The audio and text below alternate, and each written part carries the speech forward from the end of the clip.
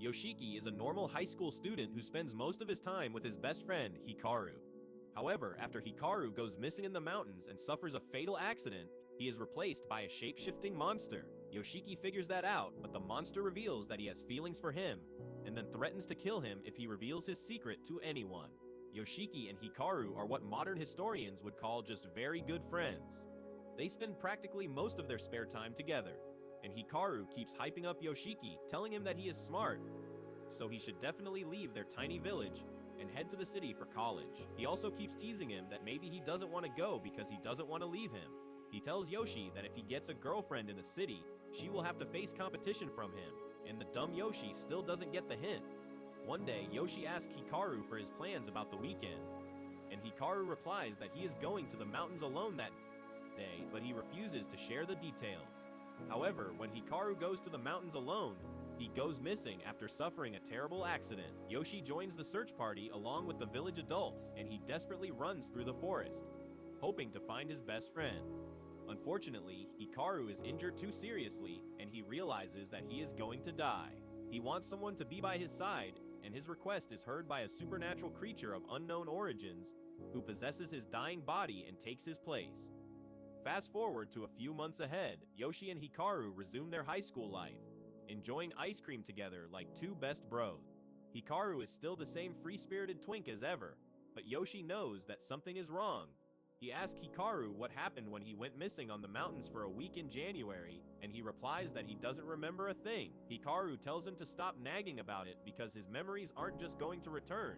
He then starts teasing Yoshi, asking if he was worried sick about him, and Yoshi decides to confront him directly. He says that he has had something on his mind ever since Hikaru came back from the mountains, and Hikaru asks if he wants to confess his love to him. However, when Yoshi asks him to admit that he is not the real Hikaru, he is stunned, speechless. He asks Yoshi how could he tell that because he thought he copied Hikaru perfectly, and then suddenly the creature starts to reveal its true form. The eye Hiku lost during the accident suddenly melts and turns into terrifying tentacles, and Yoshi is aghast. The fake Hiku suddenly hugs him, begging him not to tell this to anyone because he is having fun living as a human.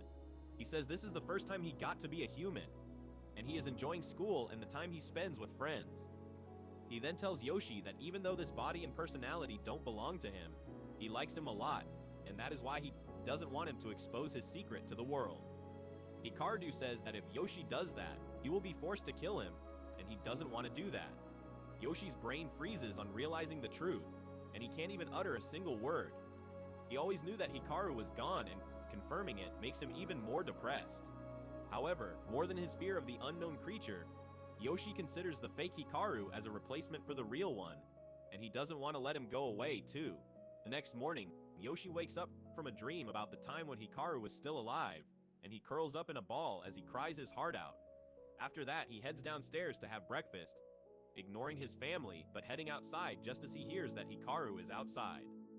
Hikaru tries starting the conversation with a crazy story that happened last night, but Yoshi just pushes him aside, saying that they can talk on the way or they will be late for school. Well, Hikaru is happy with that too, and he starts telling Yoshi about the watermelon his mom brought last night.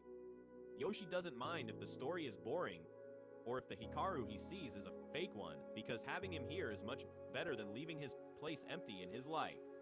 Once they reach school, they are made to practice a choir performance for the upcoming school festival, but Hikaru just keeps staring blankly at the lyrics without singing anything. Once the practice is over, Yoshi asks him why wasn't he singing, and he replies that he was so engrossed in the meaning of the lyrics that he forgot the lyrics. They start heading towards the next class, but then some girls tell them that they are going to see an educational movie instead of their regular classes today. Hikaru gets really excited on hearing this, and one girl finds that quite odd. On the other hand, a shady guy named Tanaka visits an apartment in a nearby city, telling the residents that his company sent him to do some routine maintenance, but the only thing he is carrying is a hamster cage. Once he reaches inside the house, Tanaka starts thrashing things and using his hamster cage as some sort of radar to find suspicious things when he is the most suspicious person in the scene. Turns out there is indeed a creepy little creature hiding inside the house, and Tanaka busts it down while the horrified homeowners watch. After that, he calls his boss, telling her that he found a supernatural creature, but no hint of the one they are actually looking for. He starts talking __ about the company, saying that they should have come up with more efficient ways because they have been searching for their target for centuries now. But the boss tells him that she will dock his salary if he badmouths the company. Back in the school, Yoshi is bored out of his mind watching the same movie for the zillionth time. But Hikaru is bawling his eyes out. Yoshi is shocked by this, and he asks him why is he crying because they have watched this movie 5 times already. And Hiku says that while the movie is stored in his memory, this is the first time he is actually seeing it. After school ends, Yoshi decides to hang out with Hikaru, who gets excited about the smallest and most usual thing. They cycle around the village and then go to a restaurant in the nearby town that sells the best fried meat dishes. As soon as he takes the first bite, Hikaru goes crazy and Yoshi tells him to stop screaming because he looks suspicious. He finds it strange that Hikaru remembers things, but they are still new to him, and Hikaru replies that he can only recall the memories and not the experiences. He reveals that he was never alive to begin with, and only after he possessed this body, he became someone. Yoshi gets a bit creeped out by this, and asks him if he is a ghost or something. Hikaru replies that he doesn't think he is a ghost, but he is pretty sure that he is something more sick and twisted. Just then, the restaurant owner's cat comes there and starts snuggling with Yoshi. Hikaru bends down to pat it, but the cat senses what kind of creature he is, and it immediately runs away in Tom and Jerry style. While Hikaru is unbothered by that, Yoshi starts feeling uncomfortable. He still offers to take him around the town, but little do they know that the cat was not the only one who could sense Hikaru's true nature. They pass by a regular middle-class woman on the streets, who gets chills down her spine just as Hikaru passes behind her. She starts sweating and panicking as she turns around to see what happened, but all she sees is 2 high school students. After spending some time in the town, Yoshi and Hikaru head back to their village. As soon as they cross the border, Yoshi starts having second thoughts about Hikaru.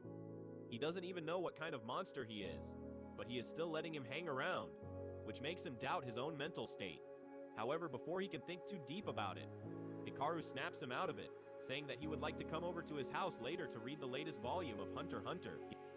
Yoshi decides to let him come over, but just as they go a bit ahead, a creepy old woman freaks out just as she sees Hikaru.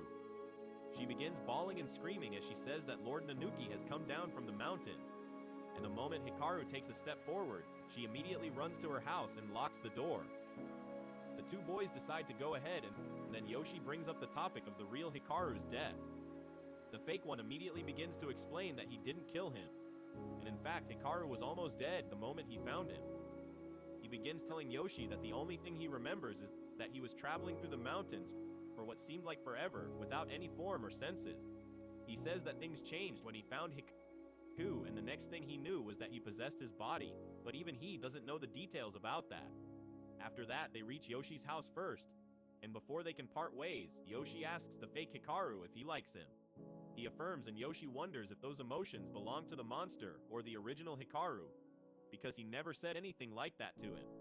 He starts crying on hearing this, and as he enters his house, he tells Hikaru to never leave him again if he likes him. That night, as Yoshi lies sleeplessly in his bed, thinking about Hikaru, the monster walks towards the house of the creepy old woman, who realizes that death is coming for her. She refuses to open the door even as the fake Hikaru knocks and tells her that he has got a delivery for her. The woman tells him to go away, but then suddenly the monster manages to enter her house and a lot of dark memories resurface inside the old hag's mind.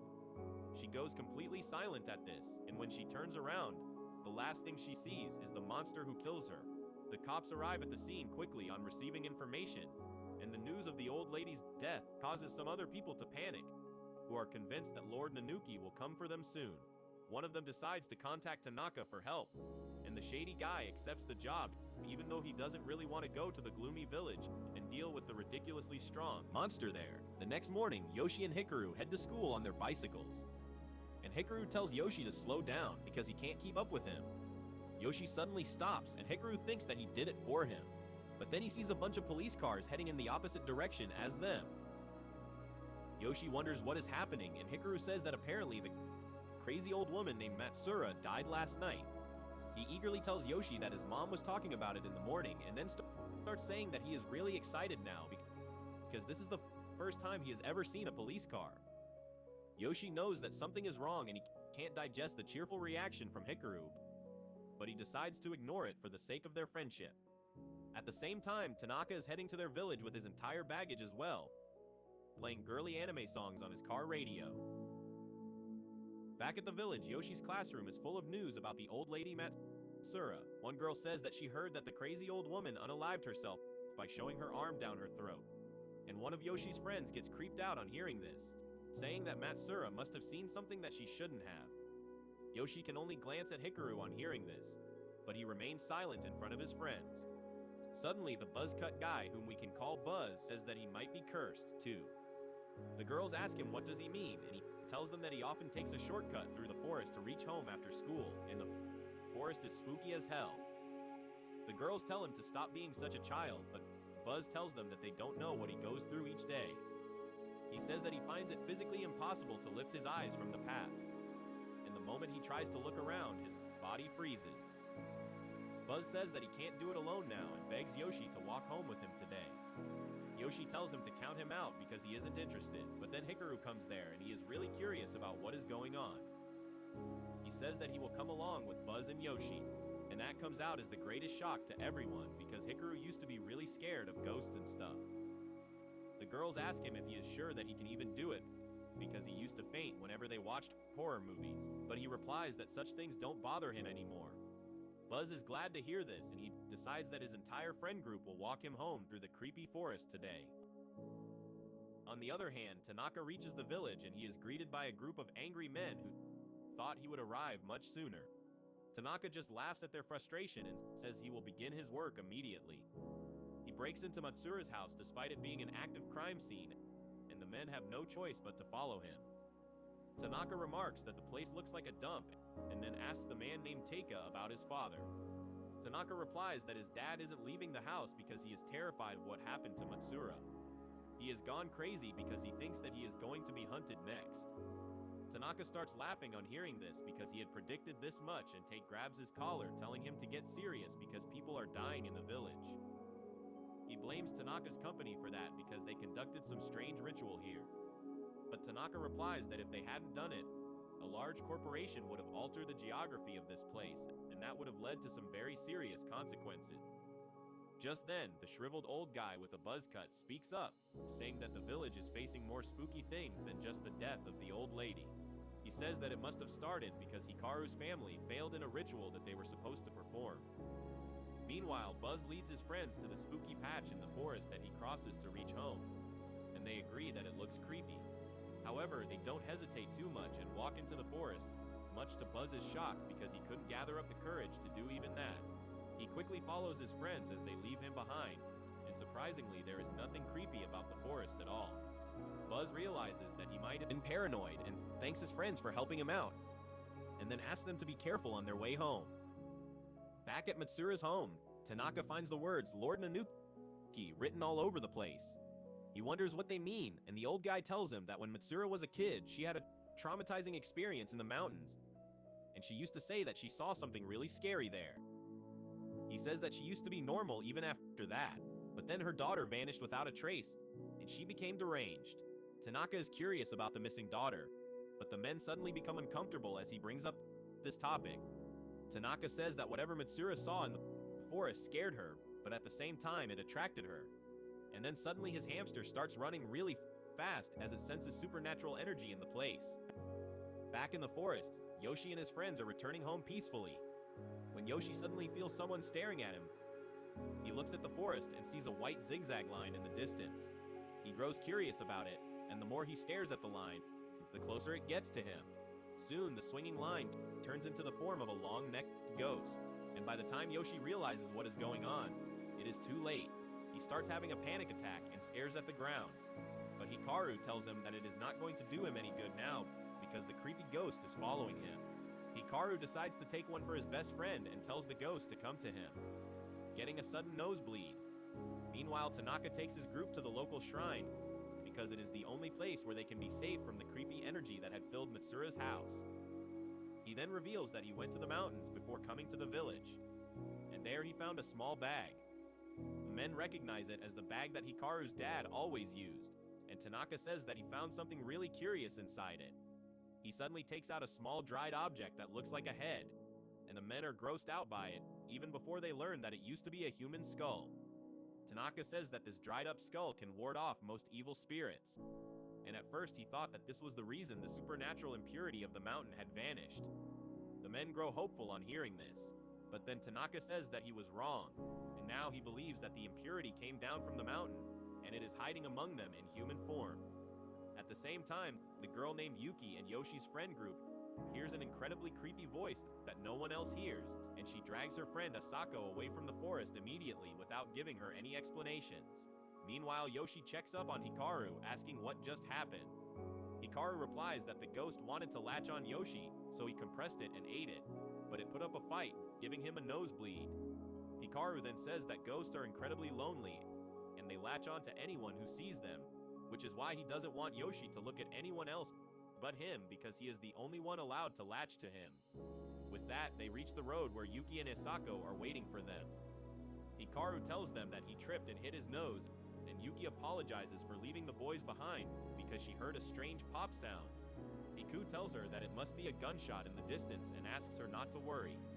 But then Eiko notices that the creepy energy the forest was giving off vanished. She believes that the gunshot destroyed it, and Hikaru suddenly starts seeing the girl as a threat because she is too sensitive to supernatural energy.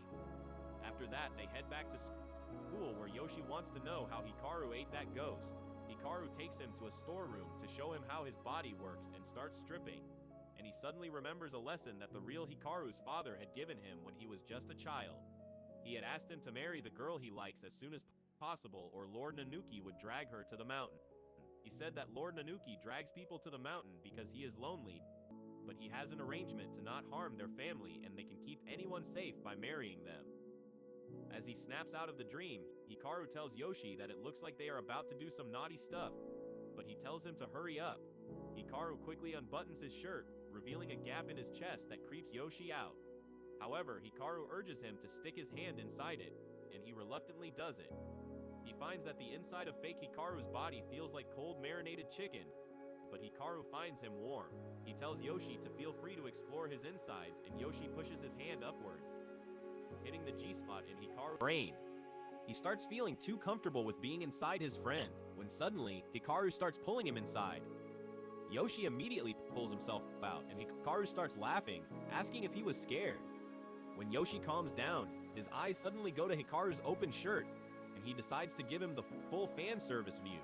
Yoshi immediately turns aside to hide his flustered face because he doesn't want to come out of the closet just yet, and then he tells Hikaru to button up already. After that, Yoshi goes to the local supermarket to buy some stuff, and while the cashier yaps him into oblivion, the woman who sensed the strange energy coming from Hikaru earlier notices him. Yoshi zones out till it is time for him to head outside, and just as he leaves the store, he begins thinking about the time he was inside Hikaru. Just as he is about to get on his bike and leave, the woman from before grabs his hand, telling him that he is getting close to something really dangerous and he should get away as soon as possible. Yoshi is already flustered at this point, and he asks the woman what she means. She tells him that if he mixes too much with the creepy thing, he will stop being a human. The woman then claims to be just a regular housewife who can see supernatural things, and she means him no harm. She says that for a few months she had been feeling a really horrifying air coming from the mountain near the village, but then it suddenly vanished. The woman says that she had been worried sick because of the evil aura's disappearance, but now she can see that it has latched on to Yoshi. She knows that he must have some reasons to keep that creepy thing with him, but he should really not do that. She tells him that there is still time for him to get away from it, and shares her number with him, telling him to call her whenever he is ready to make the decision.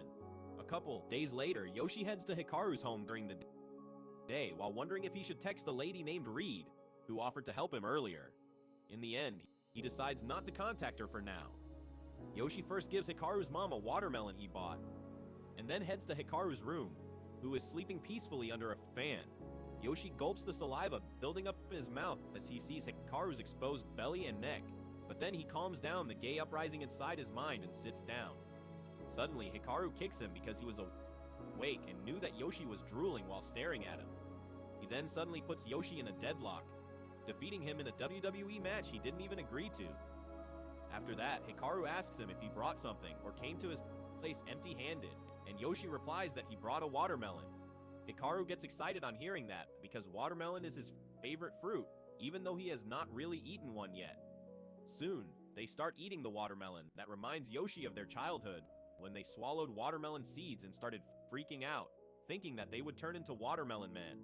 He keeps thinking about how he has been treating this shape-shifting monster as his best friend, and he wonders how long can he keep it up. While he is in the middle of having a panic attack, Hikaru thanks him for coming here because spending time with him is fun. He thanks him for the watermelon too, and Yoshi asks him why did he need to bring that up suddenly. Hikaru replies that he just wanted to let him know how he felt, and his words leave Yoshi even more shaken. Hikaru falls asleep again after that, and Yoshi takes one look at him before turning his gaze towards their picture with Hikaru's dad. He remembers that Hikaru's dad died shortly after clicking this photograph, and he went to the Forbidden Mountains too. Thinking a bit more about it, Yoshi remembers that Hikaru also went to the mountains during the same time of the year as his dad. He begins looking at other pictures of them together, thinking how they were the only two kids of the same age in the village. So they spent their entire lives like two balls in a sack. However, now the real Hikaru is dead, and a monster has taken his place, and Yoshi doesn't know how to handle it. The stress gets to him, making him want to puke, and he begins considering talking to Ri seriously. As he is debating whether to send a text or not, Hikaru starts talking in his sleep, freaking him out. However, he quickly calms down and decides to text Ri after all. Just then, Hikaru's mom calls him to the kitchen to give him something to take back home. Unfortunately, Yoshi leaves his smartphone in the room, and Ri replies to his text just as Hikaru wakes up. He reads her text, asking Yoshi if he is ready to talk to her now, and Hikaru wonders who is this woman trying to steal his boyfriend. Later, Yoshi goes to meet Ri outside the supermarket, and she acts cheerful as if nothing is wrong at all. They go to a local restaurant where she begins browsing through the menu, but then Yoshi awkwardly reminds her that they are here to talk about something important. Ri stops acting so nonchalant and asks him to tell her the full story. Yoshi tells her all about Hikaru without actually revealing the details and pities him because she understands what he is feeling. She tells him that he must have struggled a lot by himself, but he should not try to punish himself for it. She says that both of them have lost someone they loved, but they need to accept that fact and move on. Yoshi is curious about her backstory now, but then Regin's thinking that since he is mixing with the monster, it must have taken the form of a girl. Just then, a waitress arrives there to take their order, disturbing her chain of thoughts. After that, Rai asks Yoshi if he has noticed anything creepy happening in the village, because she can sense supernatural visitors who are coming to these parts out of nowhere. Yoshi remembers the ghost with the long neck, and then Ri says that she believes that the thing that has taken the shape of his friend is attracting all those spooky things towards it. Yoshi is surprised to hear that, so Ri elaborates saying that the thing that replaced his friend was like a huge mass of something straight out of hell. But when it left the mountain, a strange distortion began spreading everywhere. Ri says that the thing should not have left the mountain in the first place. She tells Yoshi that the old woman named Matsura, who died a horrific death recently, must have been connected to the thing too, and she herself fears for her life. Ri claims that she wants to leave the town immediately, but her mother-in-law and daughter live here, and she can't leave them behind. Yoshi suddenly notices her empty ring finger and asks her what she meant when she said that both of them had lost someone. Ri tells him that a few years ago, her dead husband suddenly returned home one day, and at first she was happy, but things ended terribly. She learned the hard way that she could not find happiness with whatever took the place of her husband, and she doesn't want Yoshi to make the same mistakes as her. However, he doesn't know what to do in this situation, even after her advice. The next day, as school ends, everyone starts heading home, but Yoshi stays back in the class, quietly watching the rain while lost in thought. Hikaru keeps looking for him, and soon Asako finds Yoshi in the classroom. He makes an excuse that he was looking for something and asks her to tell Hikaru to head home without him. He then starts thinking about what Ri told him and wonders what exactly is the fake Hikaru. He wonders how to get away from him when suddenly Hikaru arrives there to take him home. Yoshi tells him to go home without him today, and Hikaru asks him why is he acting like he is on his periods. He then tries pulling a funny face to make Yoshi laugh and gets shocked when it fails. Hikaru puts his hand on his shoulder, saying that he can talk to him if there is something on his mind, but Yoshi flicks it away, telling him to leave him alone. Hikaru feels bad about it, and he asks Yoshi if he is mad because of something he did. Yoshi asks him why is he making everything about him, and Hikaru replies that there must be something wrong because he wasn't like this yesterday. Yoshi tells him to just go away, calling him a creep, and Hikaru snaps at this. He asks him why is he hiding things from him, like talking secretly to some stranger. Yoshi gets taken aback on hearing this, but he tries to stand his ground, asking Hikaru why should he tell him what goes on in his life. Hikaru snaps at him, saying that he used to tell him everything before, and Yoshi snaps back, telling him that he was never here before a few months ago. Hikaru suddenly realizes that Yoshi's foul mood is because he is not the real deal. He starts losing his mind over this fact because he knows that it is the truth. He grabs Yoshi's hand, asking if he is not good enough for him, even though he has perfectly copied Hikaru. Yoshi yells at him, saying that he can never be a human no matter how perfectly he copies anyone. He once again yells at the fake Hikaru to get away from him, and something suddenly snaps inside him. He begins crying, saying that he understands that. But even then, he cannot stop loving Yoshi because that is the only way he can function. The feelings of the real Hikaru and the creature begin mixing with each other, and seeing his tantrum makes Yoshi second guesses his decision. Then suddenly the creature reveals its real form, spreading itself all over the room before pouncing on Yoshi. He pins him down, entering his mouth and nose. Yoshi feels disgusted at first, but then gradually he starts feeling good as the creature enters him, which is hella sus. He suddenly sees some very old memories of a person who looks like Hikaru and is holding a severed head in his arm. Suddenly the creature pulls back, letting Yoshi return to his senses. He starts crying, saying that he doesn't want to harm Yoshi of all people. With that, Hikaru walks out of the classroom, dragging his feet on the ground, and just before going, he asks Yoshi not to hate him.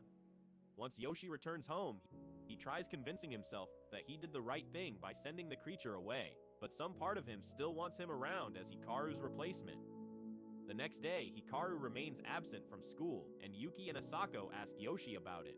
They ask if he had a fight with Hikaru, because that would explain why one of them missed school and why the other is looking so gloomy.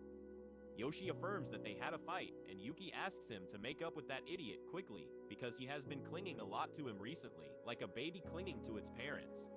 Yoshi suddenly realizes that Yuki summed up the situation better in one sentence than he has ever been able to.